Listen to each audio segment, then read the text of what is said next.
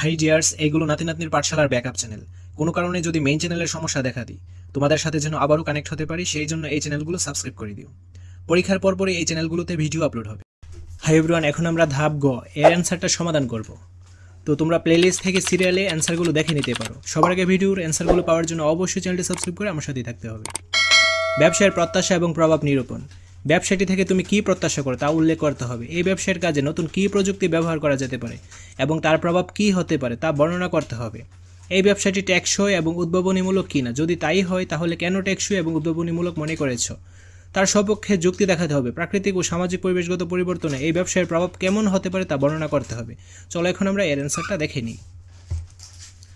ব্যবসায়ের প্রত্যাশা এবং প্রভাব নিরূপণ। ব্যবসাটি থেকে আমার প্রত্যাশা: শিক্ষার্থীদের মধ্যে বই পড়ার অভ্যাস সৃষ্টি, বড় আকারের ব্যবসা শুরু করার ভিত্তি মজবুত করা এবং মুনাফা অর্জন করা। ব্যবসার অগ্রগতির জন্য প্রযুক্তি। আমরা অনলাইন প্ল্যাটফর্ম তৈরি করার মাধ্যমে প্রচার ও প্রসার করতে পারি। এর ফলে প্রান্তিক পর্যায়ে এবং কম দামে জনসাধারণ বই ক্রয় করতে পারবে। প্রাকৃতিক ও সামাজিক পরিবেশ গল্পের বই বিক্রয় ব্যবসাকে প্রভাবিত করতে পারে, কারণ সামাজিক পরিবেশে মানুষের অভ্যাস চাহিদা এই ব্যবসাকে ব্যাপকভাবে প্রভাবিত করতে পারে। তো তোমরা অবশ্যই এই লেখাটা ভালোভাবে লিখে নাও।